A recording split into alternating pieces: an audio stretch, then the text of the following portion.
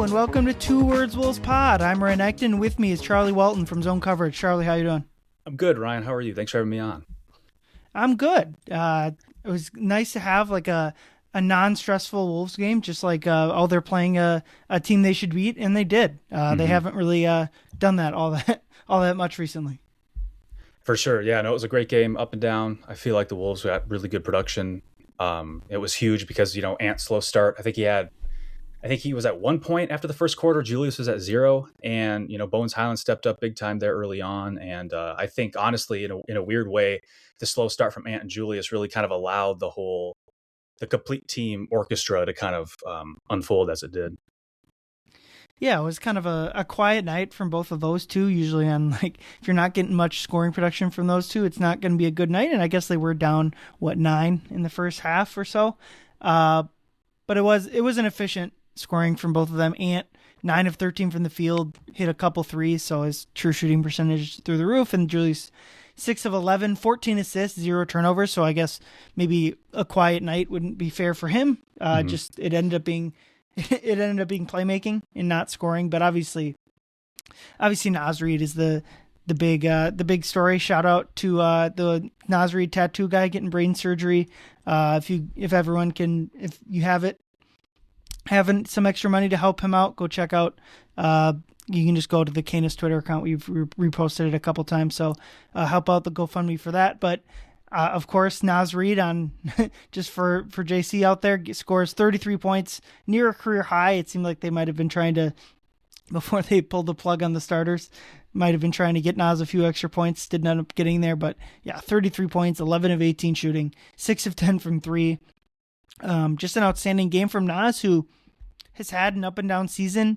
Obviously the tragedy with the sister in the off season makes sense why his October and November were rocky. And then it's been more kind of the defensive end from the floor where Naz has struggled, but just outstanding to get just like a Naz flamethrower game. Yeah, for sure. And this is kind of, it's been, I think, a little bit tough for Wolves fans to watch what Nikhil's doing in Atlanta. Last night he had that left-handed half-court heave, which was just incredible. But this is the Naz Reid that I think the Wolves, signed long-term, right? Obviously 33 points is, a little maybe exaggerated for his role, but the 6 of 10 from 3, he has that, his release is just so quick. And he can have these games where it's, like you said, a complete flamethrower. We've seen it countless times,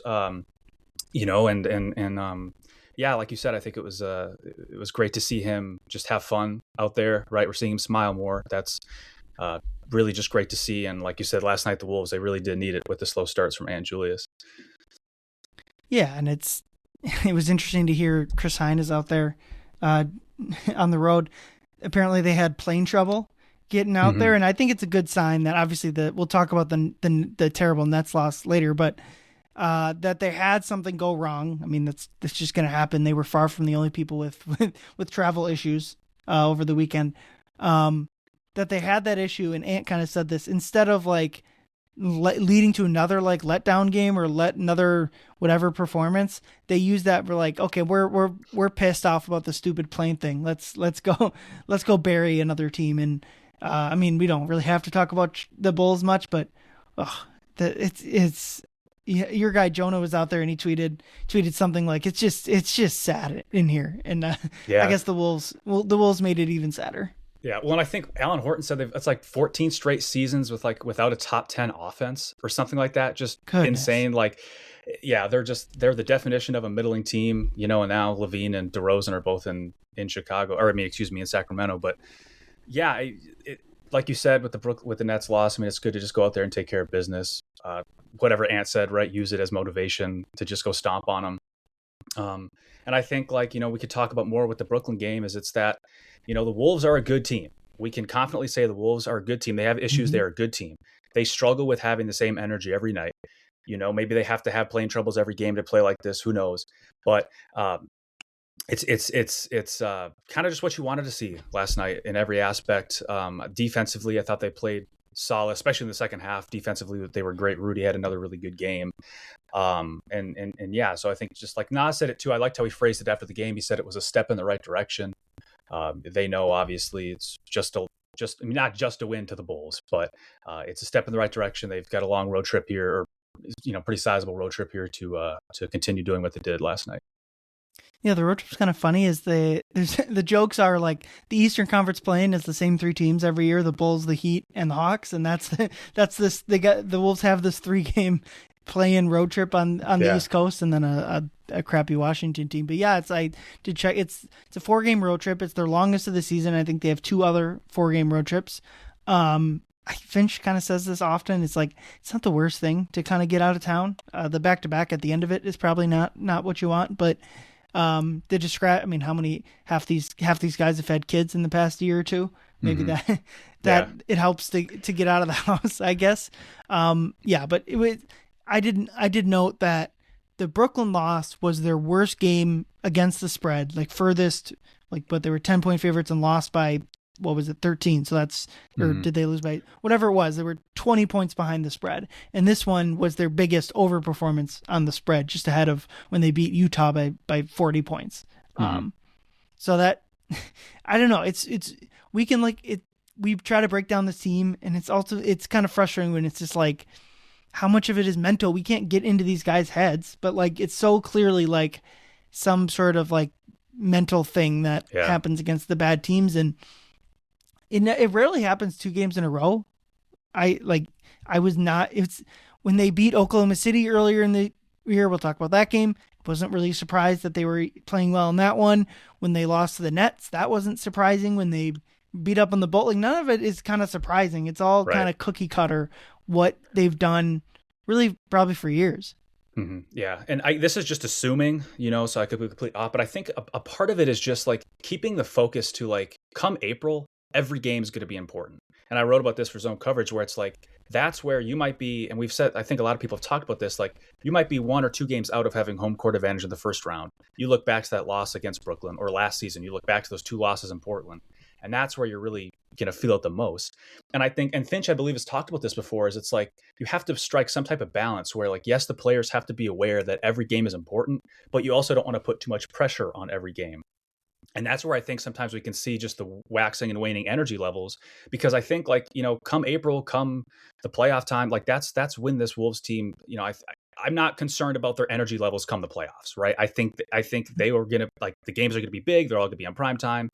They know what they're fighting for. But in December, I think it can get a little bit like lost in translation maybe. And it's that trying to just remember that every game is important and you need to play with a certain level of energy every night, which, like you said, they're playing a lot better against bad teams this season, but still they haven't been, from an energy standpoint, from an execution standpoint, that consistent as you'd like to see from a team that, that has championship hopes.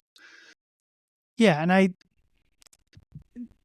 a lot of their games have gone like where they just kind of turn it up in the second half. I'm not even sure they're getting better outcomes against better teams, but I'm not sure they're like playing better, if that makes sense. And I didn't think this Bulls game, obviously they blew them out in the second half, scored 81 points in the second half. I didn't feel like that was like a turn it on game. It was just a bad first quarter and then a solid game from the rest of the way there.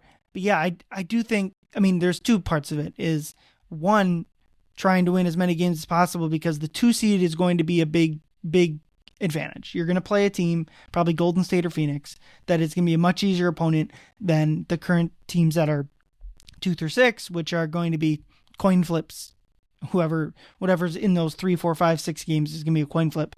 And it's the 2 seed is wide open right now. Houston and LA aren't really playing all that inspired basketball. Jokic is going to be out at least 4 weeks. And it's a good sign that he didn't, like, the worst case scenario for his injury last night didn't come through. That's a really good sign for them. But also, I looked it up. The most games Jokic has missed in his entire career in a single season is 13. And now he's about to miss at least 15 games. And Shams reported it as a hyperextension. That's not an injury. That's a description of what happened. So we still have, as of this morning, we still don't know what the actual injury is, if it's the bone bruise or whatever. So I kind of say that, like, when Ant got hurt, that was a question for the Wolves. It's like, this is the most amount of time Ant's going to miss. What is it going to look like for him coming back? And obviously you assume Jokic will come back fine and as productive as ever, but you don't know. And they're out 3 other starters. What is a reasonable record for these next 15 games for them? I have no idea. I think if you could give them 7 and 8 right now, I bet you they'd take it, especially given the other guys that are out. And that would, I don't know, all that to say that leaves the 2 seed wide open. And then the other thing is like when you get to the playoffs, I think at least somewhat of like the day-to-day, I thought a big reason they lost game 4 of the OKC series last year was this lack of consistency. And you saw it in game 3, Ant came out just firing and they beat the team by 50. And then that same fire was just not there for game 4.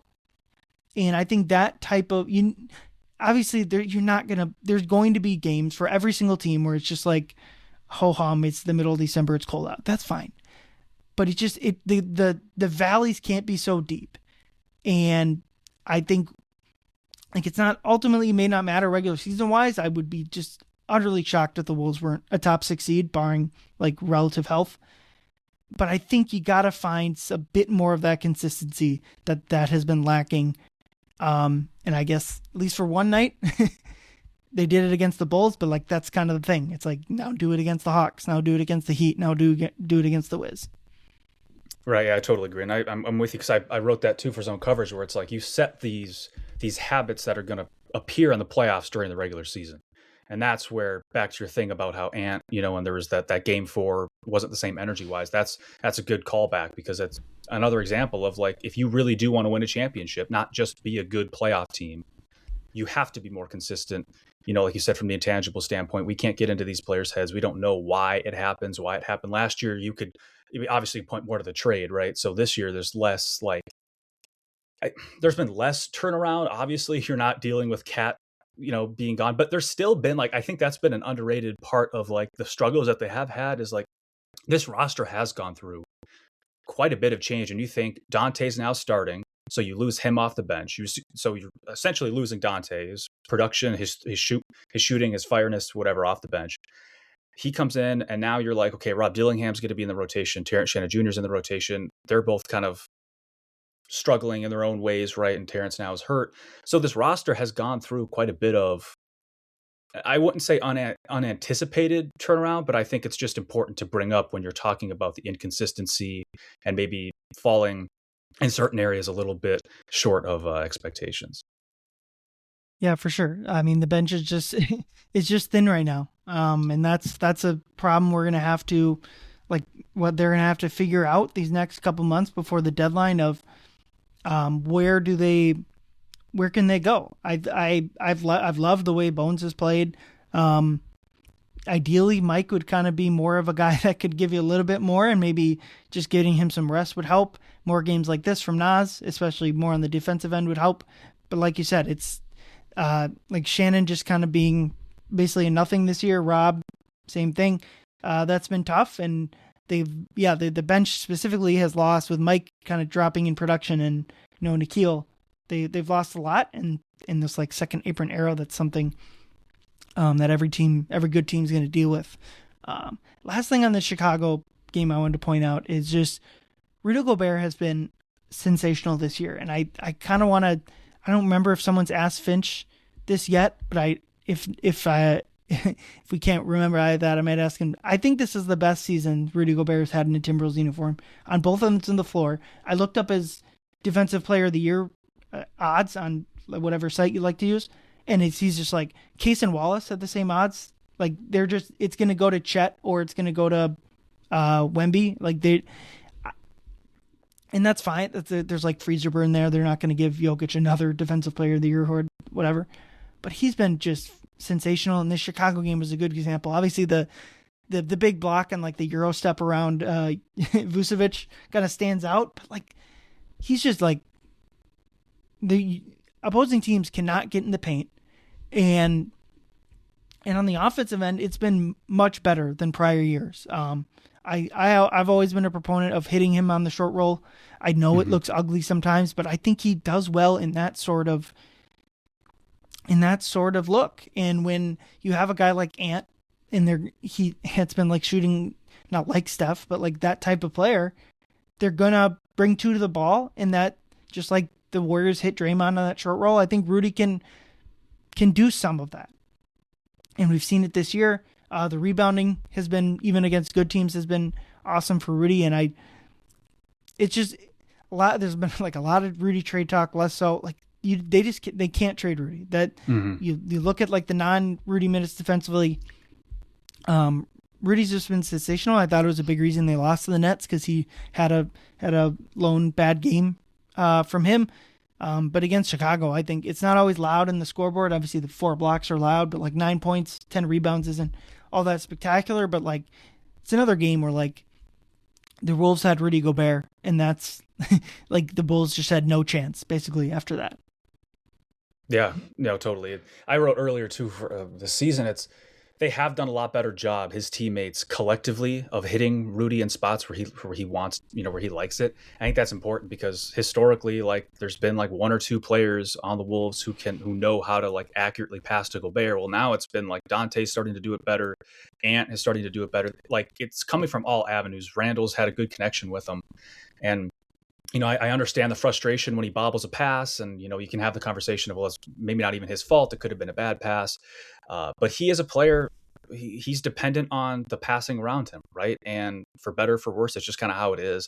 And so yeah, offensively, I've been really impressed with what he's been doing. Defense, I'm right there with you. I thought against Denver, honestly, and I know we'll talk more about that game. I thought that was his best defensive performance of the season. And I know it's kind of maybe controversial to say that because Jokic had 53, and 15 or whatever, or 56 and 15, but Rudy wasn't defending Jokic in that game, right? And he was defending the rim. And again, you can look at the on-off numbers from that game, right? With Rudy on the floor, the Wolves outscored the Nuggets by 18. Denver shot 40% from 2-point range, and they had a 98.6 offensive rating. When he was on the bench, Nuggets outscored the Wolves by 22. They shot 61% from 2-point range, and they had a 157.4 offensive rating.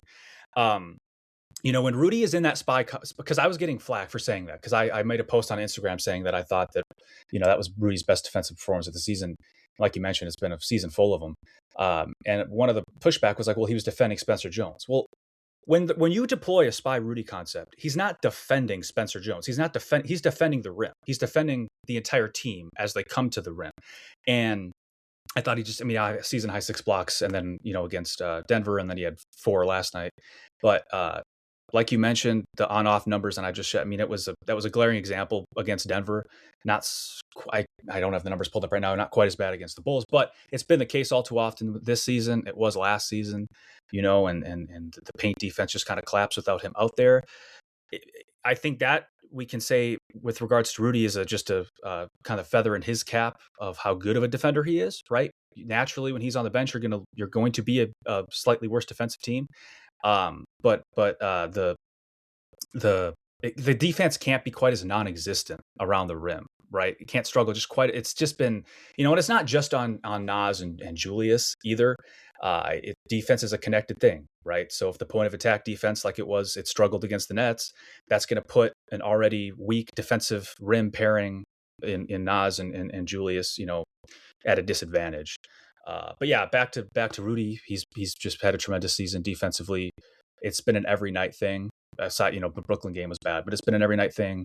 The boards has been a huge part of it. He's been really, really active on the offensive glass. A lot of tap outs, which I've been kind of like, I wish Rudy would do more work on the offensive glass like that. Excuse me, with the tap outs, which he's been doing a lot of recently. So yeah, it's just been a great season, and he's probably not going to get the amount of attention that he deserves with Wemby doing what he's doing.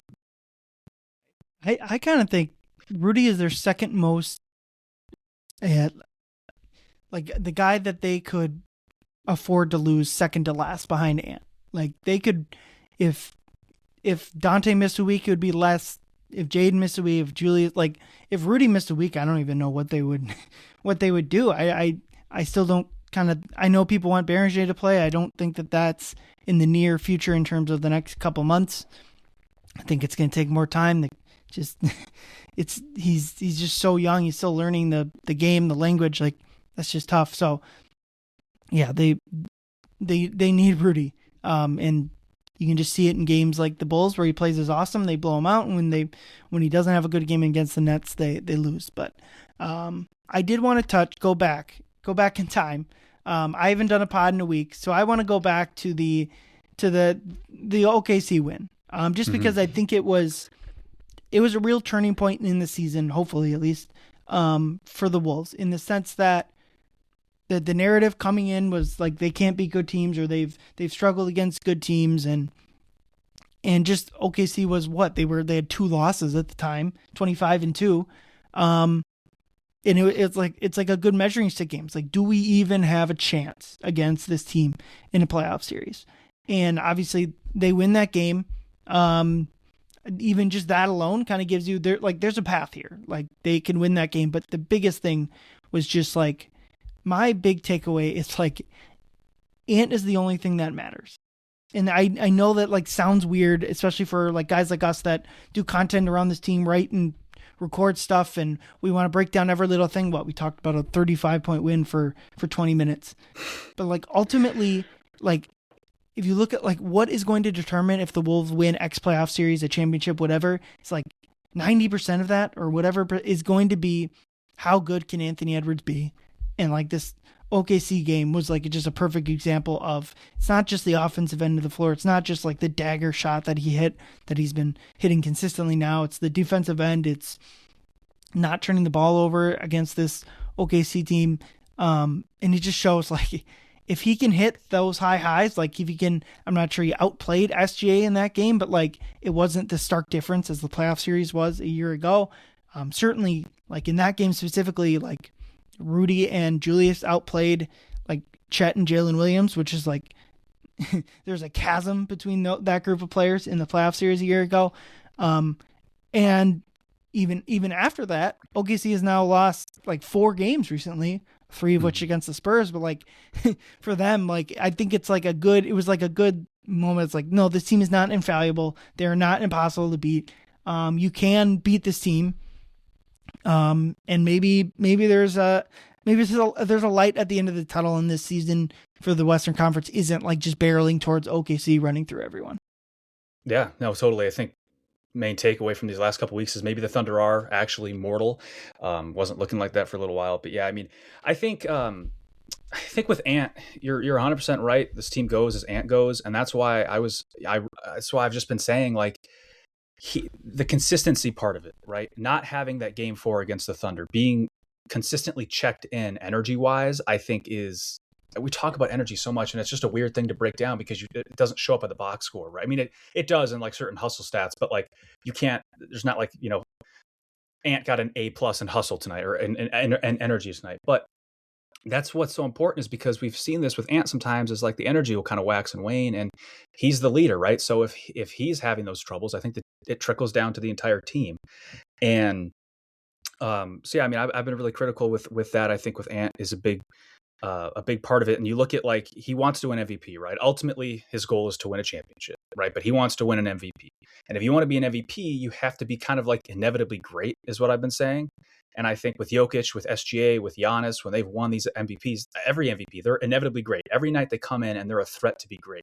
They might not have a good shooting night, but you know what you're getting with them. And I think that's a part with Ant, that it's like, for as great as he is, for as consistent as he has been, it's like being that same spark every night, not getting dejected defensively, is huge with, regards to, how the Wolves obviously finished this season, but then, into the playoffs and how they will, because inevitably you're going to have a couple tough matchups. I mean, you probably have to go through Denver and Oklahoma. We'll see what happens. But like, well, for as good as the Wolves do, I mean, like you said, they go as far as Ant goes. And the energy wise, I think he just needs to be more consistently like how he was against the Thunder and how the team was against the Thunder. Yeah, I think your point about consistency is absolutely dead on, because I think Ant, like, his high highs are as big as anyone maybe short of Jokic in the entire league, or maybe like Giannis too. But the thing that sets like SGA apart from him, aside from like a couple extra years of player development and honing of game or whatever, is just like consistency. It feels like maybe we don't watch the Thunder enough or whatever, but like, it just feels like Shea is 35 points every single night, 20 shots, 8 free throws, like just every single night. And Ant has nights that like that's just not there. And I guess by the time the playoffs roll around, maybe that doesn't matter. Maybe like you just want the high highs and you don't really get the low lows. But I do think like one thing I look through, and basically every champion since like 1980 had either a guy that made first team All NBA that season, or basically like or like an undoubted one of the 10 greatest players ever. Like, so there's a couple of Lakers titles where Magic ended up second team All NBA. Okay, well, like they're basically the 3 Pistons titles with Isaiah Thomas, and then later with like Chauncey or Ben Wallace was their best player. Like those are the only outliers of like a team that didn't have a first team All NBA guy. Everyone else had, like I said, outliers of super Hall of Famers that obviously like just didn't happen to make it one year. And so to me, that's signal like they need Ant to be like a no doubt first team All NBA guy.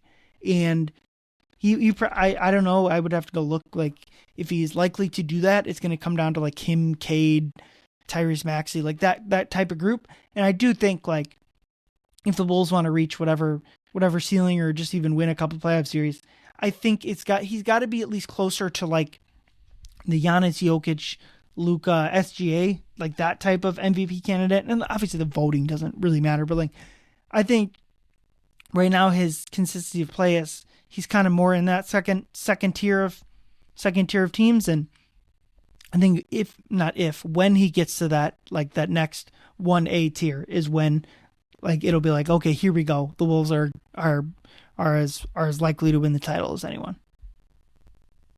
Yeah, no, I completely agree. I think it's also partly too like with the consistency, you know, sometimes these games or Ant's just shut down. Like that's where you can kind of look at maybe is it like a schematic thing? How do you get Ant going when he can't get going himself? And sometimes, I mean, these teams just take him out. And I don't have a good answer for this, but like when he's getting face guarded and double team, triple team, like that's where it's like it's even more important for him to be like, you know, do something like he did against the Thunder, pick up defensively even more, right? And he's kind of talked about that.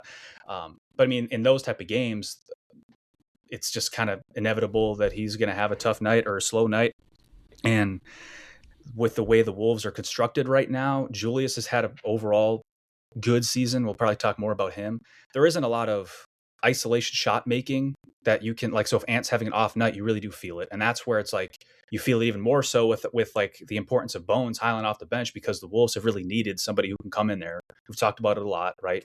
And handle, initiate, create offense, you know, aside from Ant. So when Ant has those bad games, that's where it's, you know, you really do feel his I guess absence, you could call it. And like I said, I don't know how you really correct that, right? Like, or how you get through that better than what the Wolves have done, right? When he's face guarded and taken out.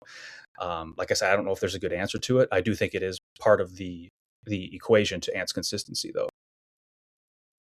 Yeah, absolutely. And, you know, it's always interesting to see, like, when we talk about like consistency or whatever, who is the culprit. I don't think there is like one finger to blame team wide about like who's causing that. It's probably like the young guys writ large that are doing that. So, yeah, I'm interested to see just when that flip in his mind can kind of switch, or if it does, maybe that's just like one of his qualities is he's not going to kind of have that MVP type like consistency year in, year out. I think he will, but so far it hasn't been there.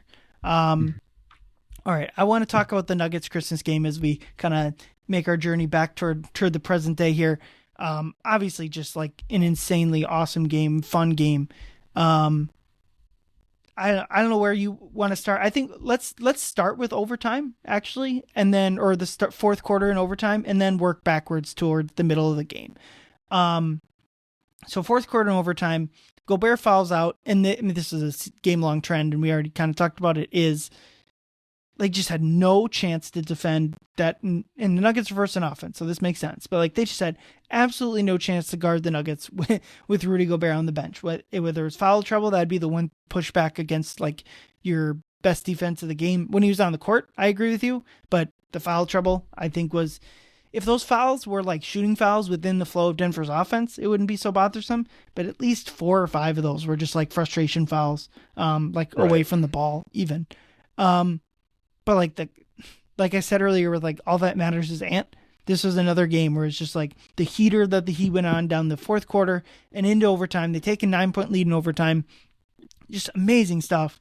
And then I think it's a mixture of just Denver being awesome and the Wolves just kind of, I think, let go of the rope even just 1%. And the Nuggets come storming back. A couple Jokic, they just kind of didn't have the ability to guard the Jokic-Murray action. They each got wide open threes off of that action, and suddenly the game was tied. And then a couple, maybe a bad call, maybe a close call, or whatever you want to call it. And the Wolves just kind of can't quite get over the hump. And it's a fun game. It's an awesome game, but it just, since Denver was missing 3 starters, it was a little bit like, this is a game, and now like Denver has a tiebreaker clinched above the Wolves. So like if the Wolves want to pass them in the standings, they have to fully do so. That the tiebreaker isn't going to go their way. So it was really interesting. Like it was interesting how the game went from cruddy game through 3.5 quarters. Amazing, looked like they were going to get possibly their best win of the season, just for it to kind of swing back the other way. Yeah, no, for sure. Well, the Nuggets went on that 27-14 run. They scored 27 points in the final 3 minutes. Jokic had 18 of those. He went to the free throw line 11 times. He made 10 of them. Yeah, a lot of those were take fouls too, though. Right. But yeah, I mean, you had a 9-point lead with 3 minutes left in overtime. I think at that point, at that time, Ant is in the middle of a heater, right? Like you have to win that game. It's a game you have to win. I think it was, we could circle back to the whole game and how Ant had that shoulder injury. I'm still not sure how he did what he did toward the end of the game. And that's just another testament to his greatness, I think. I mean, he was completely a non-factor through 2 quarters. And then he just steps up in the fourth. It's winning time, and I think it was after a Jamal Murray 3, Ant had a chance to like win it. I think in overtime or like some big shot, and he was just smiling. Like it was like super loud in Denver. The Wolves were up against it, and he was just smiling. And I thought for sure he was going to hit a shot. And I can't remember what happened exactly. They didn't. Obviously, the loss happened. But like you said, I mean, it's kind of tough to break a game like that down because it was just so insane. Like I was pretty confident I was asleep through most of overtime. I'm like, I'm dreaming all of this. There's no way it's actually happening. But yeah, I mean, I thought the Wolves were dead to rights. Jaden McDaniels had a hugely impactful game. I thought he had 21 points, obviously shot 9 of 12 from the floor. But then when Finch I don't know who switched it, assuming Finch did, when Jaden was kind of face guarding Jokic, that was really like toward the end of regulation. I tweeted out, I'm like, I think the Wolves figured out Jokic. Like it looked like they did. And then obviously they didn't toward the end, whatever. But it looked like it. I'm like, Jokic has been unstoppable. Jay McDaniel switches. Ant is, out there too. I mean, they look like they finally had stopped Jokic. Obviously doesn't happen. But yeah, I mean, 44 points from Ant.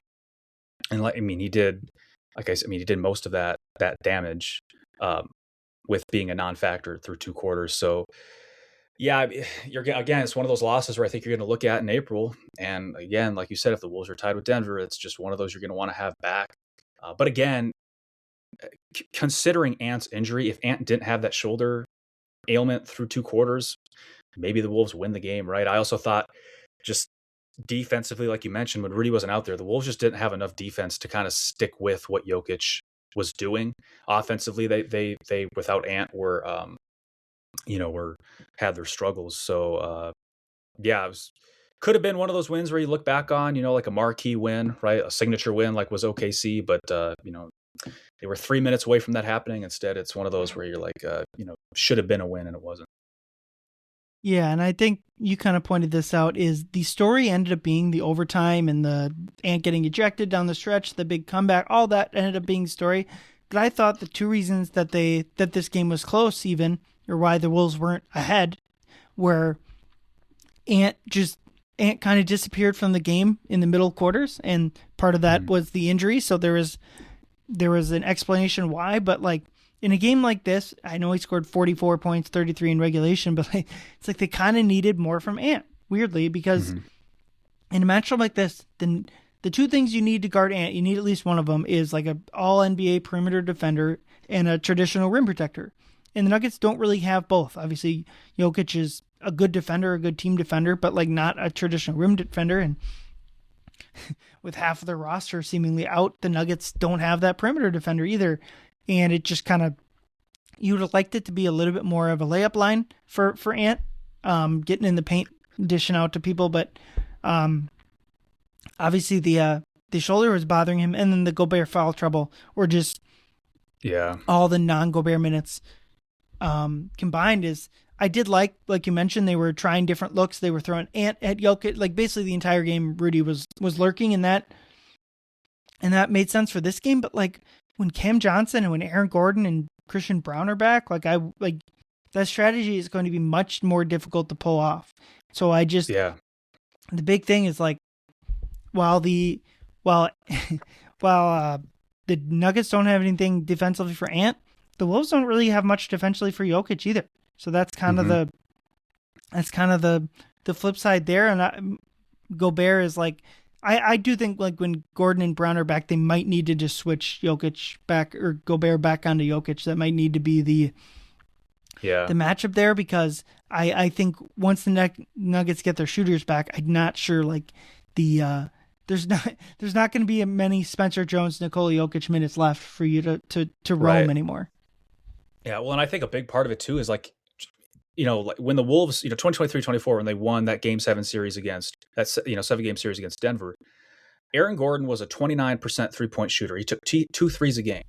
Last year, he took three threes a game, 44%. This year, he's taking 5 threes a game, also shooting 44%. This is where you can make the argument where like, hey, maybe the Nuggets don't have, or maybe the Wolves don't have Denver's number anymore, because that was a big part of the success the Wolves had, is because Aaron Gordon wasn't a shooter. That allowed Rudy to kind of, like Cat defended Jokic, whatever the case was. Now they don't have that. So like you said, they don't have I don't think any team has a Jokic stopper. I mean, you could have a plan to try to stop him, and that's what the Wolves do, right? They have that. Mike Norrie's talked about it a lot.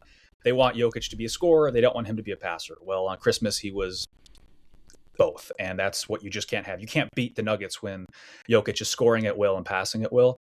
But yeah, I mean, I think that it's honestly a really fair, maybe skepticism of the Wolves with Denver in a 7-game series in the playoffs. I think, like you said, you're going to have to either have Rudy defend Gordon on the perimeter and just kind of be like, all right, well, maybe Rudy will be able to, he's obviously, like, that's the other thing too with Rudy. He can defend outside of the paint, right? You just want him by the paint as much as possible. Maybe you go that route, or you switch it and you have Randall on Gordon and, Gobert on Jokic, and you just say like, all right, Jokic, you got to score 60 and win in double overtime again. That's what you have to do, whatever, right?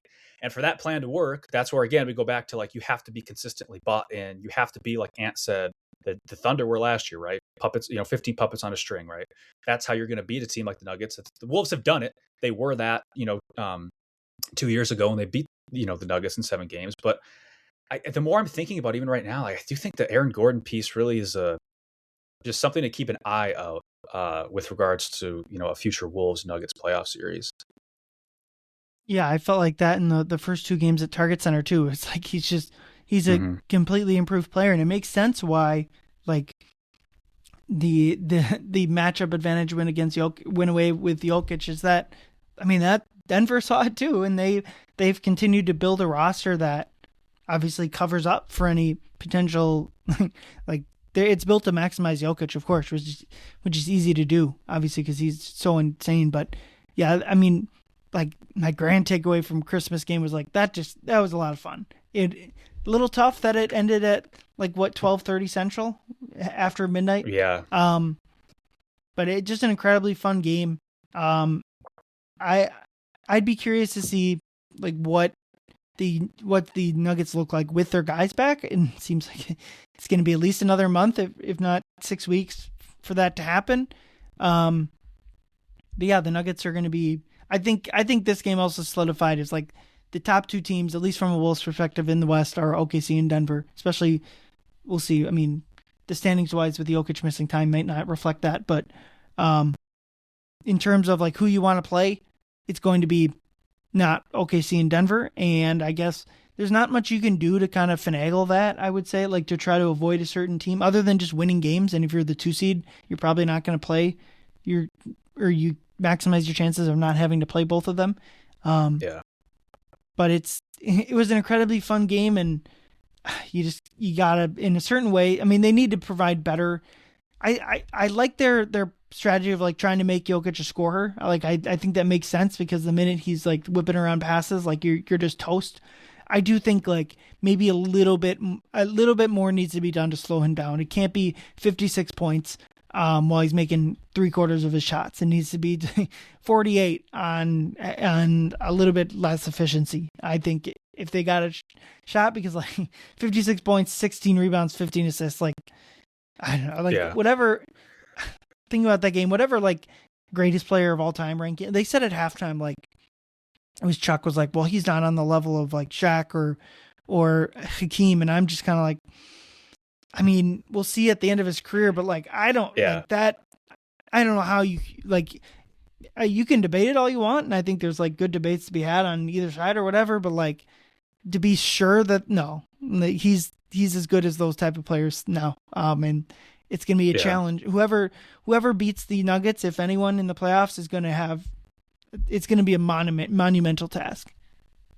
Yeah, no. Well, and he just keeps getting better. And I think like, guys like Chuck say that it's just kind of like, I think they're just kind of stuck in like, well, no one's going to touch so-and-so. No one's going to touch so-and-so. And it's like, well, you got to just like remove yourself from that and realize like Jokic, you got it. Like you said, you got to have a conversation, and I think it was like Jeff Van Gundy was on with, I think it was Stan Van Gundy was on with Zach Lowe, and Zach Van Gundy Stan Van Gundy was like, let's start having the conversation. Why if in every other sport players are improving, swimmers, their times are improving, every other player in professional sports are improving, why can't NBA players? We'd be naive to think NBA players aren't doing the same.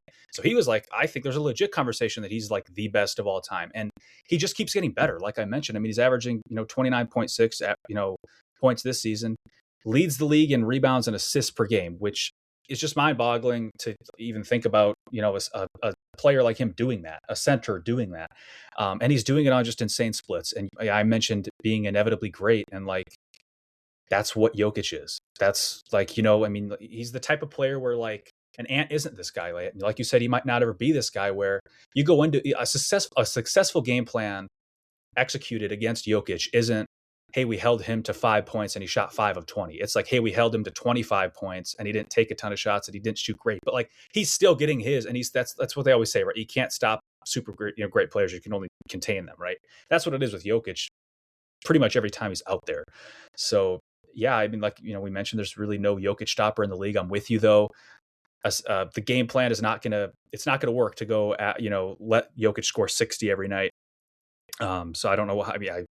Again, there's probably not a good answer of how to slow him down other than just a better collective, maybe you help a little bit more. But the second you start helping against Jokic is that's where he gets the most deadly. So I don't know. I mean, bottom line, he's a terrific player. He's an all-time player, and it's a joy to be able to watch him perform, at such a high level. Yeah, and it probably does hammer home the Wolves need to add like a backup center at the deadline. I think that's the biggest need. Obviously, if like I'm just talking about like signing a vet or signing a buyout guy or signing or trading like a couple second round picks for like that level of player where you're not really trading away any current talent. If we were looking at that, like a couple years ago, they traded for Monte Morris, like that level of player. I think, Rudy, I think a backup center is probably the biggest need. Because I think it would have been good to have, when Rudy gets in foul trouble, another type of player that maybe can be some sort of facsimile of that lurking defense. But last game I wanted to touch on, and probably certainly the least fun, like I mentioned, the biggest against the spread negative of the season against the Brooklyn Nets, who have been playing a lot better of late. But it was a obvious letdown spot. 2 days after Christmas, late night Christmas game, 2 days later. And especially like I think us covering this team, we know we have this feeling of like they look at that roster and they don't see the big names. And so like they don't take it as seriously. And that's the worst thing you do against a team that is actually not terrible. The Brooklyn Nets in December of 2025 are not a terrible team. Maybe they will be in January. Maybe they certainly were in November, but like right this second, they're a half decent team playing great defense and really both sides of the ball. and they just got their butts whooped in that game. And obviously the post-game stuff was, we were asking them just over and over, like, the players, what can change? What can you guys do? And they said mostly the right things of, like, being self-aware, recognizing it's a problem, not disagreeing with us that the whatever lack of urgency or lack of whatever is there against different teams. Like, they said all the right things, but like the two biggest things was, like, off of that self-awareness, Finch's quote was like, if you were really self-aware, you'd do something about it. That's obviously true. And then Ant said, after, like, not saying, like, I would have booed us too, saying, like, well, maybe this is just Timberwolves basketball. And, like, that's, like, probably the most worrying thing. It's like, one, it can't just be Timberwolves basketball, or else you're not going to reach any sort of goal that you want. And two, it's like, well, Ant, you're as culpable in this as anyone. It's not just him, but, like, you are probably the one that can most easily fix it. So instead of, like, and he does this a lot where he'll say one thing. He had a lot of, like, I don't know what's happening. I'm not sure why we're playing like this. In the next game, what was it, last year, I think in Phoenix, like, he basically came out and said, yeah, whatever I said last night was not correct. We went into the film session and I saw what I was doing. And so maybe this is another example of that, where you get a little space and you can kind of regroup. But it was just it wasn't a surprising dud of a game, but, like, it's just like one of those games where they just had no shot to beat a team that is playing well, that they should have been much better against. Yeah.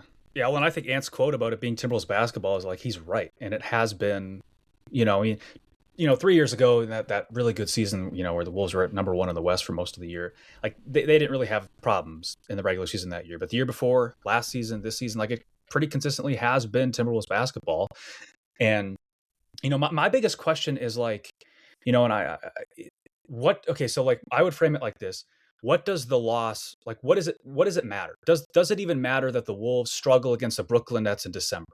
And my initial thing was, when I was pondering it after the game, I'm like, well, maybe not. Like you said, they sometimes they had that bad, game against, game 4 against the Thunder, but, who cares if they struggle sometimes in the regular season? Who cares if they just play better when the games matter more? Like, I would rather they play better against, the Denver Nuggets in a double overtime or an overtime than, whatever, right, against the Brooklyn Nets, whatever. But the thing of it is that it does matter, because these are the habits you build now are the ones that are going to show through in the playoffs. And that's just kind of the biggest thing for me, is it's like, well, yes, the direct impact of a loss like that one, especially because it came right back and they just blew out the Bulls, maybe isn't so severe. But it's like, you just look at it and it's like, for a team that wants to win a championship, I want to start seeing proof and evidence that you're capable of it now. I want to start seeing, like, okay, the Wolves, they're going to have bad shooting nights. That's fine. But every night they're going to play like they did against the Thunder. You're not going to like, that was a thing. That was my biggest takeaway from the Thunder game, is that the Wolves didn't play a great offensive game. They shot 38% from the floor, but I thought that was a game of, like, model of, like, success moving forward. Like, be that team every night. Obviously shoot better some nights. That'd be great. But you're going to have games where the offense isn't there. It's every night you have to be what you were against the Thunder if you want to be a serious contender to win a 7-game series against the Thunder, to win against the Nuggets, right? And that's where, to me, ultimately is where a loss like the one to the Nets is concerning, right? So yeah. Yeah, for sure. It's that. I mean, that was like on media day. That's a lot of the questions were like, basically, like, almost doesn't matter. Does the regular season matter? And do you need to build the habits during the season? And kind of some of it is like, what else are they supposed to say? Like, no, we can screw around. But I do think, like, to a certain extent, like, the valleys just can't be this low. They can't be this bad this often for that long of stretches. The difference between, like, their average game and their bad game can't be this wide. And I think, like,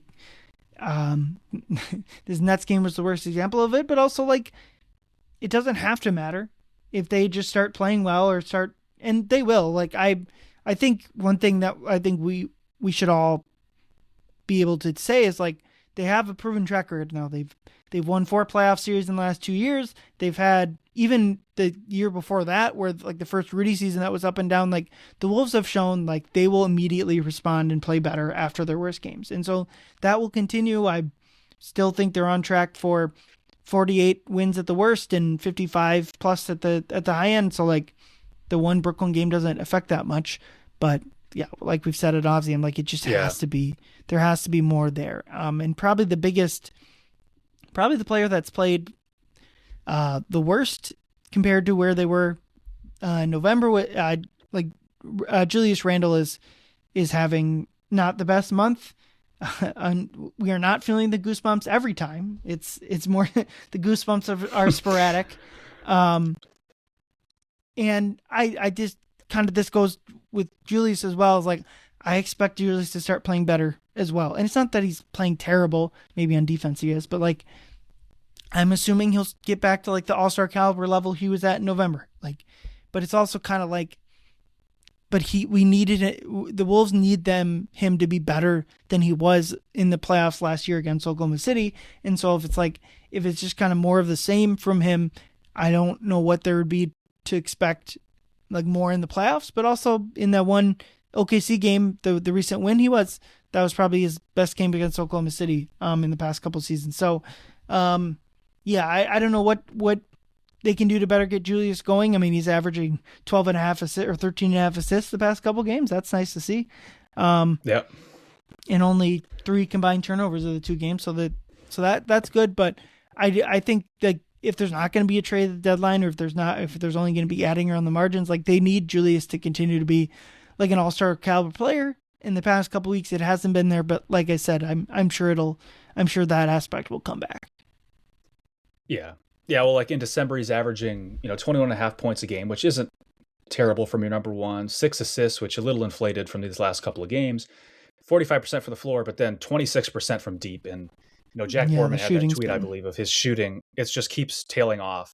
And, the overall shooting with him and Ant are similar because they take the shots that star players take a lot. Sometimes they are objectively maybe bad shots, tough shots, right? So when they miss and when they have bad stretches of tough contested shots against good defenders missing, it makes those stretches seem, I think, to me at least, a little worse than maybe they are. But again, they make those shots. And when they do go in, it's like, wow, he's having a really good game, making a ton of tough shots. So I think that's part of it with the field goal percentage, at least with me, because I have noticed too, like it's just when he or Ant has bad games, partly it's because they are who they are. They're stars. They're the 2 best players on this team. But it is just the shot selection that they take. The 3-point shooting, though, for me, I obviously wasn't expecting him to remain like a 47% 3-point shooter that he was to start the season. We kind of expected it to regress to the mean, which it has, but it just keeps kind of tailing off. Like a 26% from deep in December just really hurts a guy like Ant more than anything, because we talk about it a lot, that Ant does need shooting next to him as much as possible. It's why Dante's starting. And Julius doesn't need to be a 40% 3-point shooter, but if he could be closer to 35, 36%, I think it's really important, especially in like a playoff series, right? Where open looks and easy offense is tough to come by. The biggest thing for me with Randle is the rebounding. I know the defense, he has trouble, I think, staying like mentally checked in, but the rebounding, like he's career averaging, 9 rebounds per game.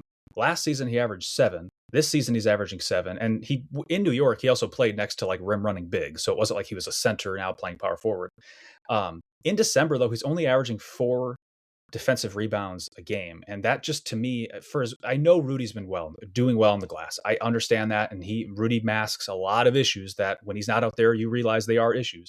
But I think from your power forward, and Julius talked about this at Media Day, like being better on the glass has been a focal point for him. And, I think part of it is the matchups he gets, right? When he's outside of the paint, he's pulled away from the rim. You're just not going to get as many rebounds. But I would like to see him be a little bit more aggressive on the glass. The other stuff, the offense, right? If it waxes and wanes a little bit, I'm not terribly concerned about that, because he did have a really good playoff, run last year. He was really good toward the end of last season as well.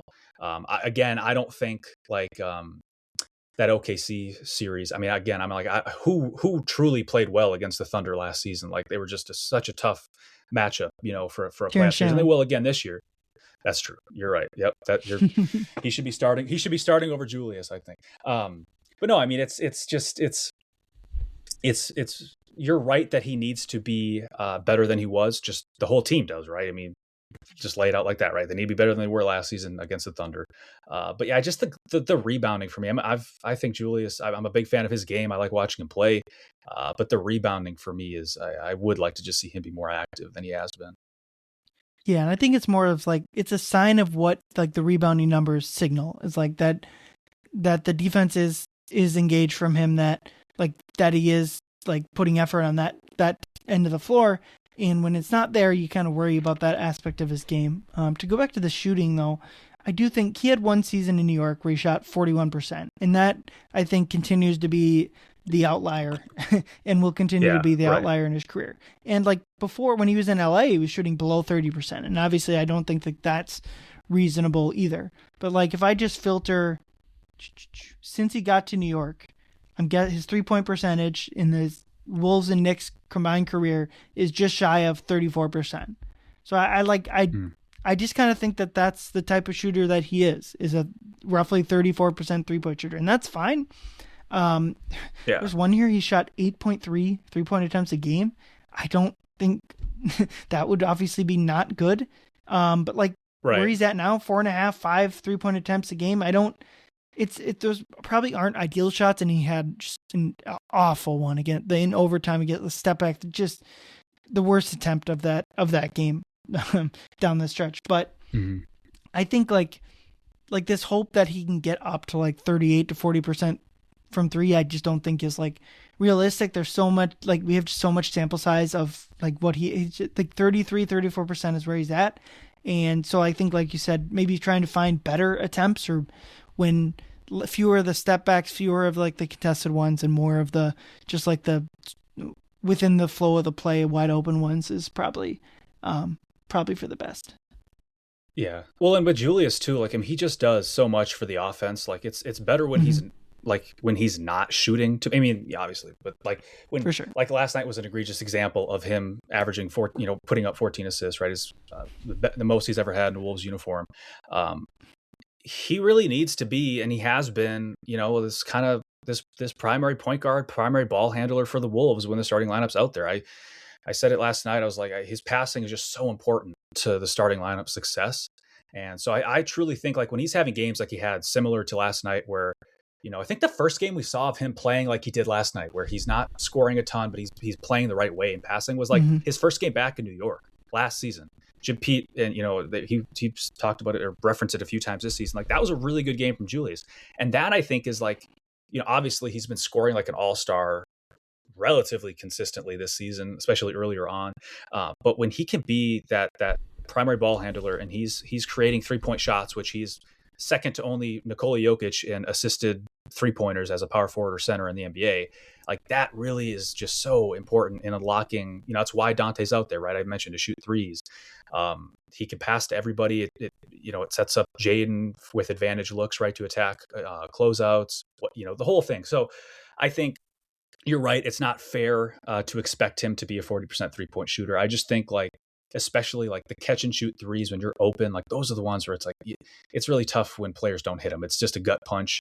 I've talked about like Jalen Clark. I think that's what Jalen Clark needs to do offensively, is just hit the open ones relatively consistently, and he will not have to be concerned about becoming like a Josh Okogie, liability on offense. So with Julius, I do think if you can't shoot like 28% is just a little, it's just, you'd like to see it be more consistent. But again, I just think he does a lot for this offense, and I like it when the ball's in his hands and he's able to produce. And I also think like an underrated part of his time with the Wolves, him and Ant have had a really good connection, I've thought, from like the beginning, and because I was a little concerned about how they would be able to coexist.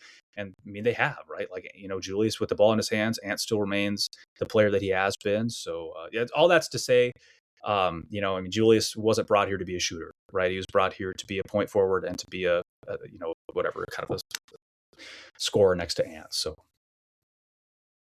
yeah, and he's largely done that. It's just been a couple bad weeks, which, like you mentioned, he had last year, and went back to down the stretch of the season was basically, happened to be after he got injured and came back from that.